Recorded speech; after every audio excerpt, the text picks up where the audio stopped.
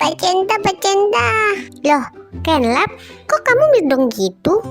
Iya nih, nggak tahu kenapa posisiku jadi begini. Aduh, gimana tuh Kenlap? Pak Centa, harusnya aku yang bilang. Gimana nih Pak Centa? Kok aku jadi begini?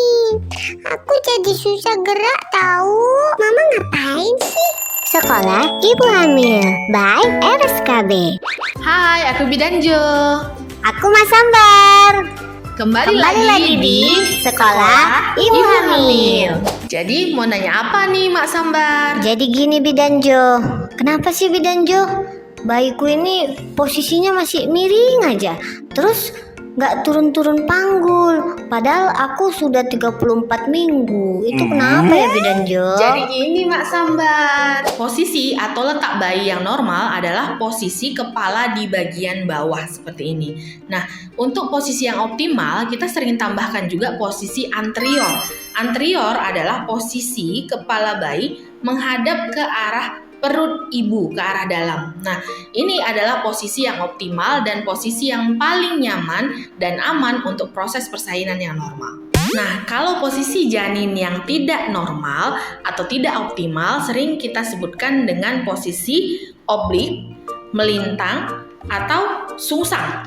Ya, kalau kepala di bawah. Nah, ada juga posisi posterior. Jadi, bagian kepala itu menghadap ke arah luar, ke arah perut ibu.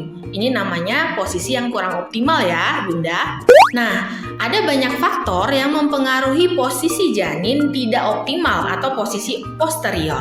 Contohnya adalah posisi duduk ibu hamil, posisi berdiri, ataupun postur ibu hamil juga mempengaruhi posisi janin tidak optimal. Selain itu, rahim atau otot panggul yang tidak elastis itu akan mempengaruhi posisi janin tidak optimal juga loh Bun.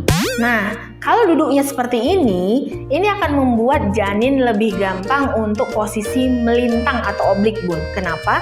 Karena pada saat kita leye-leye, tulang punggung akan semakin miring dan kondisi panggul itu akan miring juga dan membuat kepala bayi akan susah turun ya, karena tidak terlalu tegak lurus sehingga bayi akan memutar semakin miring atau bisa juga melintang.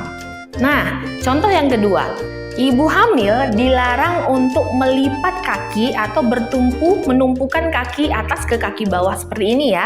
Jangan pernah lakukan, apalagi kalau sudah masuk trimester 3. Kenapa? Karena pada saat kaki ibu hamil ditumpukan atau ditimpa seperti yang tadi, itu akan membuka panggul bagian atas seperti ini, tapi panggul bagian bawah akan mengecil Bun, akan kecil areanya sehingga membuat bayi tidak bisa masuk lebih leluasa. Dia akan memutar kepalanya menjadi oblik atau melintang juga. Jadi ibu hamil jangan duduk leye-leye seperti yang contoh 1 dan yang contoh kedua juga tidak boleh ya. Apa sih yang terjadi kalau posisi janin tidak optimal? Selama trimester 1 sampai ke proses persalinan, nyeri di pinggang jauh lebih parah daripada ibu-ibu hamil lainnya. Kenapa?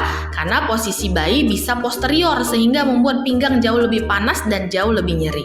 Dampak yang kedua adalah pada saat proses persalinan jauh lebih lama prosesnya daripada yang optimal. Kenapa?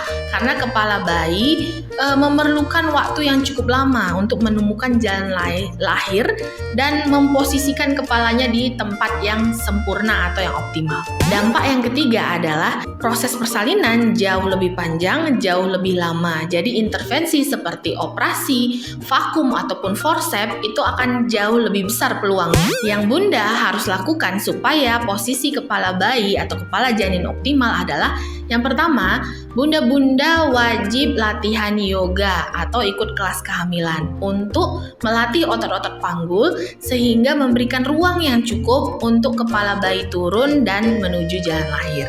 Nah, yang kedua, Bunda juga bisa lakukan latihan di birthing ball. Di birthing ball, Bunda membuat posisi janin lebih mudah memutar untuk posisi anterior atau normal. Nah, yang ketiga, Bunda harus tetap jaga posturnya. Saat Bunda duduk, pastikan pinggul jauh lebih tinggi daripada lutut Bunda.